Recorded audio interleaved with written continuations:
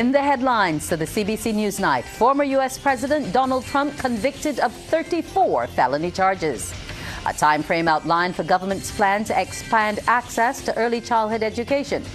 Barbadians encouraged to ensure they have adequate insurance coverage. And in sports, Shade Williams sets a new season's best time at today's Diamond League.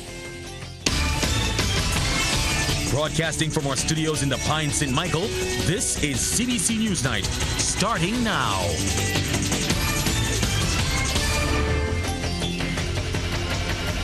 Good evening and welcome to the CBC NewsNight. In an historic verdict, former U.S. President Donald Trump has been convicted of falsifying business records in connection to a hush money payment to adult film star Stormy Daniels. The former president addressed reporters after leaving the courtroom. Here's the former president, now a convicted felon 34 times, about to address reporters.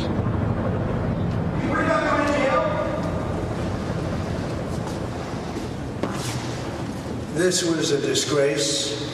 This was a rigged trial by a conflicted judge who was corrupt. It's a rigged trial, a disgrace. They wouldn't give us a venue change. We were at 5% or 6% in this district, in this area. This was a rigged, disgraceful trial. But the real verdict is going to be November 5th by the people. And they know what happened here, and everybody knows what happened here. You have a Soros-backed DA, and the whole thing. We didn't do a thing wrong. I'm a very innocent man. And it's okay. I'm fighting for our country. I'm fighting for our Constitution. Our whole country is being rigged right now. This was done by the Biden administration. And we have reaction on this historic happening from Al Jazeera. I was stunned.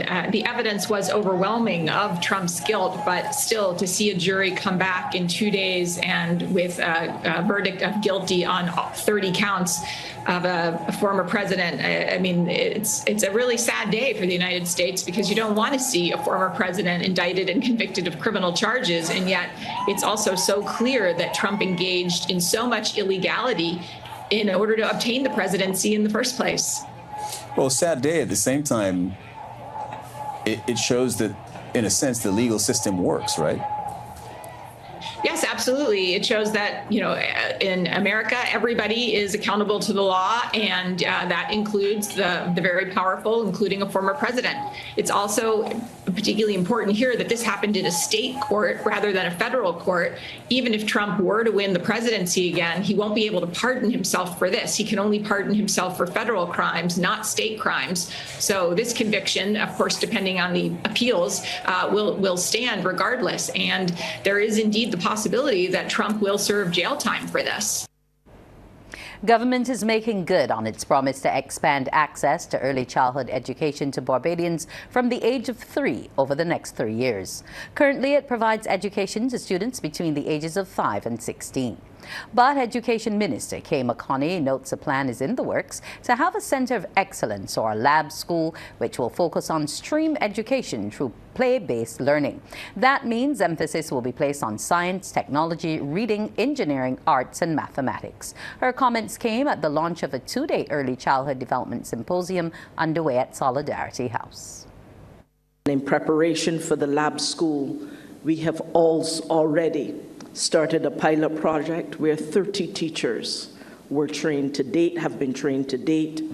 Plans are continuing with a view to us rolling this program out in the upcoming academic year.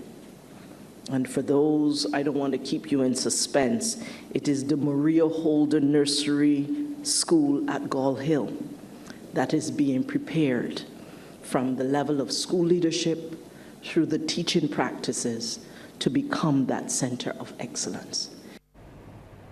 The Education Minister adds teaching must evolve beyond the traditional approach and concepts.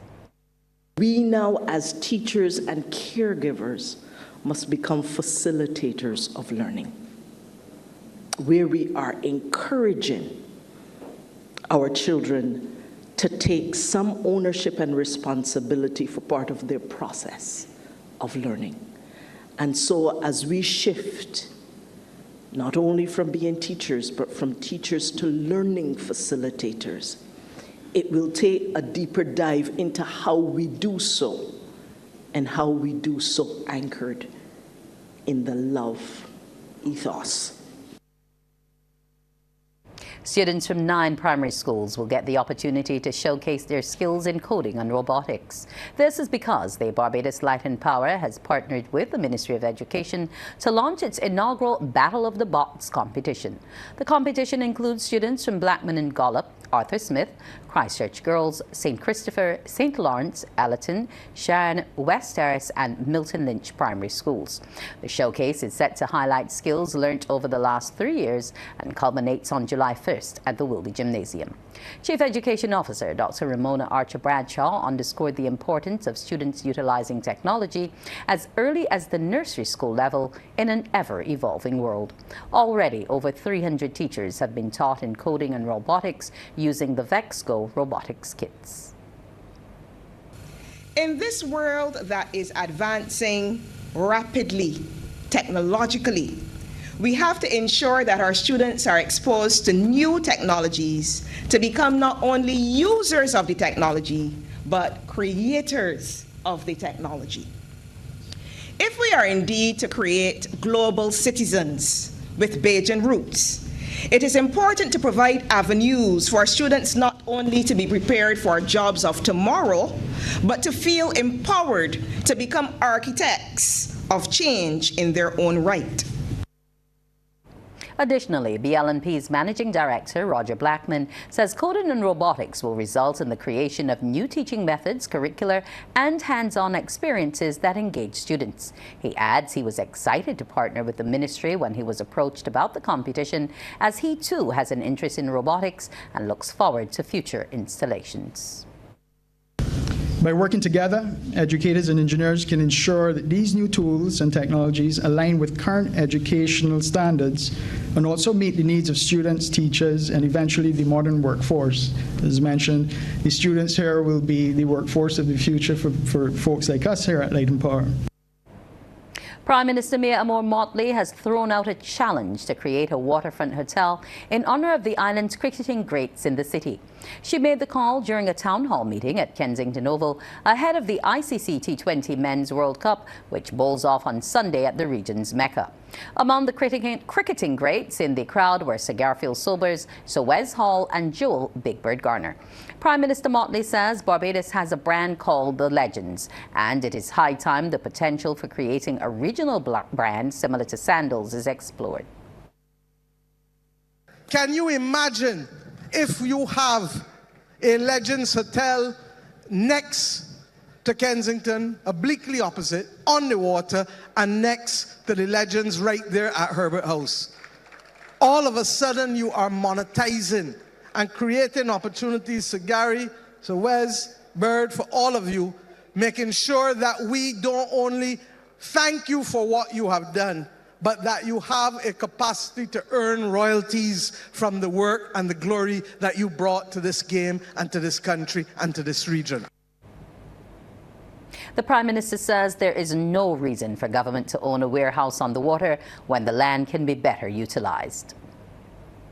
I issue a challenge now, and a formal RFP will go out later this year at the direction of the Senior Minister for Infrastructure, that we want to turn that site and the land that we own opposite, it may mean a slight diversion of the road, but that we want to turn that into a money-making machine for those who continue to bring glory to this country in cricket as legends. Additionally, the Prime Minister made it abundantly clear this tournament signals to the world Barbados is once again ready and open for business.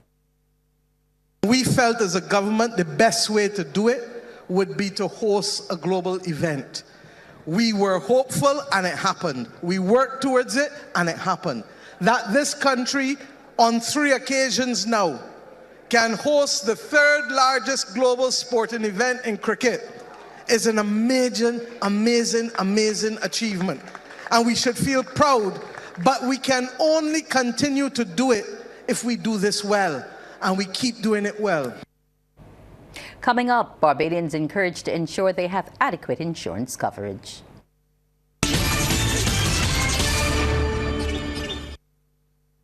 Official start of the hurricane season, Barbadians are being encouraged to ensure they have adequate insurance coverage. Trevor Thorpe has that story. Knowing what you are entitled to under your insurance policy is important, especially to avoid surprises that may leave you out of pocket, like being subject to the average clause. What that means is if your property is underinsured and you do not have it insured for the full replacement cost of the building and you have a partial loss, then you stand to be your own insurer for part of that loss. So if you have a claim, then you bear part of the cost of that claim. You're not going to get the full cost of your claim. That's Commercial Services and Marketing Manager at Trident Insurance, Patty Carter. She says for the hurricane season in particular, the company seeks to educate the public about insurance. We want to know that your house is adequately insured. Just in case there's a claim, you don't have to be subject to the average clause because nobody likes to hear about that. You want that when you have a claim, you're fully compensated. So this is the time to make sure that your property is adequately insured. Either get a valuer to value the property so that your sum insured is adequate. Ms. Carter adds that nothing has been left to chance for the 2024 hurricane season, and social media has been added to their efforts to interact with the public. So every time you see a notice from us, you will see, make sure your property is adequately insured. We do have Facebook and Instagram where we do a lot of posts, and for the hurricane season, you will be tired of seeing us. Adequately insured, make sure to get your property insured. If it is not insured, insure your contents as well. The insurance official also had advice to tenants. We find that a lot of the times, if you are renting a property, you tend to say, well, it's not my house, so it doesn't make any sense me insuring it. But you have contents. You brought your contents, you have to insure those contents as well, because if they are, let's say, lost in a fire, damaged in a hurricane, you want to be adequately compensated to be able to buy back those items that you have. Trevor Thorpe for the Business Report. Local fisherfolk are reporting a glut of amberfish. The Bridgetown Fish Market was a hive of activity yesterday as a result of the influx. Boat Captain Harvey Lord says the sargassum seaweed is responsible for the glut, and he expects it will continue for the remainder of the week. Fish vendor Judy Sobers gave details about the day's activity. Things looking good, so the general public should come and take advantage of the sale and the special with the amberfish this week. She said there are other catches and called on Barbadians to make good use of the opportunity as prices are down. Most of the boats are already finished, so it's just mostly amberfish coming out. Tuna and everything still coming, but the amberfish take over now. Flying fish take a back step, flying fish step forward.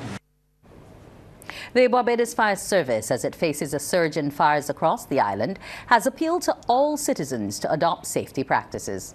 Chief Fire Officer Errol Maynard, in making the call, notes the increased fire activity is putting immense pressure on the department's aging fleet, equipment and dedicated but limited staff. While noting there was a significant reduction overall fire calls for the same period last year, Mr. Maynard revealed that from January 1st to May 23rd, the Fire Service responded to 723 fire incidents. These included 364 grass fires, 199 rubbish fires, and 26 fires in private dwellings. This is down from the 911 fire calls during the same period in 2023, which included 500 grass fires, 215 rubbish fires, and 34 fires in private dwellings. CARICOM has expressed alarm at what it describes as the drawback by some in the international community from the climate ambitions necessary to limit increases in global temperatures. Secretary General Dr. Carla Barnett told the 5th plenary meeting of the SIDS conference the bloc and all small island states continue to bear the brunt of global climate change. She says the advocacy by Caribbean countries continues. The region is acting to address our growing concern with lack of ambition.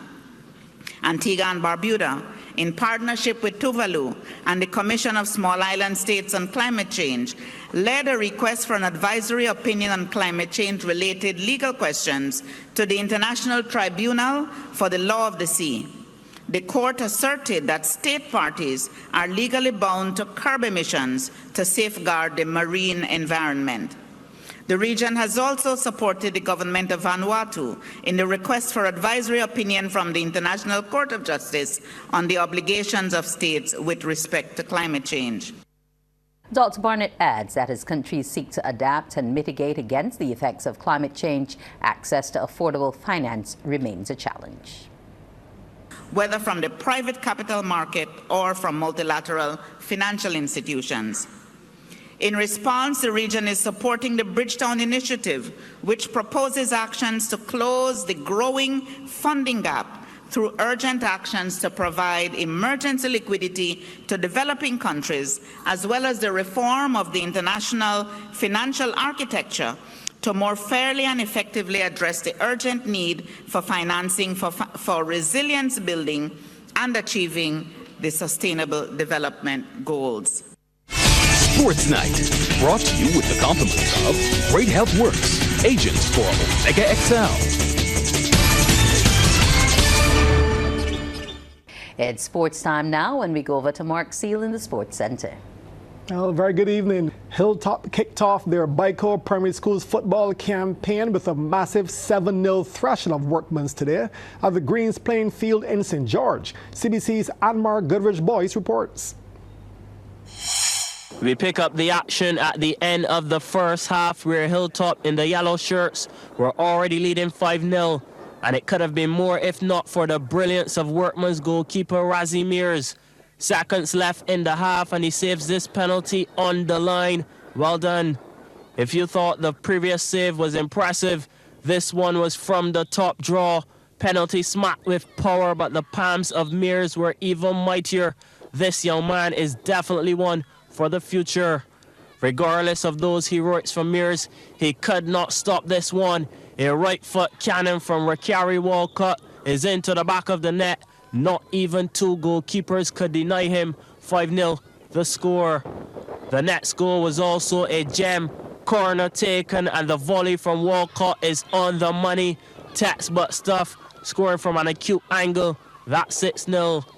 Hilltop added one more for a good measure. Scramble at the goal mouth before Cartier Mears put the icing on the cake. Hilltop 7-0 winners over Workman's. Anmar Goodrich Boyce, CBC Sports. Well, thanks, Anmar. And meantime, in another game, Ellerton narrowly defeated Cuthbert Moore 1-0. The Business Report, brought to you with the compliments of Republic Bank. We're the one for you. In tonight's business news, Barbados believes the private sector can do more in helping to achieve the Sustainable Development Goals. During a private sector roundtable at the SIDS conference in Antigua and Barbuda, permanent representative to the UN and other international organizations in Geneva, Ambassador Matthew Wilson, deemed their contributions as underwhelming. He notes this is despite the efforts of UN agencies. It's underwhelming compared to the profits that these big businesses are making and the technological innovation that they're showcasing. And there are multiple reasons for this, and I'll give you 4. First, us as governments, I think, need to look at our regulatory and investment facilitation environment. Are we set up to partner and receive the kinds of financial and investment support that the private sector requires? Are we attractive clients to the business community that wants to do good but also make profit? And here, a good signal that many of us small island developing states can send is by signing on to the WTO Investment Facilitation for Development Agreement and fully implementing the Trade Facilitation Agreement. Minister of Foreign Affairs and Foreign Trade, Kerry Simmons, was also among the panelists. He has welcomed the introduction of debt pause clauses for countries hit by disasters. Minister Simmons, however, wants it applied to all loans. There is no small island developing state which would answer or give a different answer to yes, we would want it to be on all loans. I think that is a question of the pragmatism that we are trying to standardize. And of course, the issues of whether these pauses should be applicable retroactively or only on new loans and whether you should pay a fee for them only add to the extent to which, as we say in Barbados, one tends to be humbugging people, making it a little bit too difficult and unnecessarily so. He also raised concerns regarding the insurance industry. We have watched in some degree of awe at the retreat of the insurance industry as a result of wildfires in parts of the United States of America. We are equally concerned about the retreat of the insurance industry in Florida as a result of hurricanes. And we are sanguine enough to believe that if it can happen in the United States, it can happen anywhere else. There is obviously a growing risk aversion by the insurance industry to either offering new policies or continuing to have policies which are accessible and affordable in those disaster-prone circumstances. Let's say welcome back to Mark Seal. I do believe, Mark, it's fitness time. As promised, the annual ABC Fitness Studios Ensure Max Protein into Gym Bodybuilding and Fitness competition was an exciting event for many fans of the sport recently at the Lloyd Erskine Sandyford Center. CBC's Damien Best takes a look at some of the winners. Lloyd Erskine Sandyford Center ABC Fitness Inter Gym competition. Good crowd on hand to support the athletes. Ladies, first up as always, 5 entries for the Bikini Fitness open section from left to right. Joyanne Holford of National Sports Council Gym, Sherilyn Burke of Twin Gym, Teresa Bushell of ABC Fitness Studio, Tonya Clark of TR Training Solutions, and Trudy Ann Bovell of Body Shapers.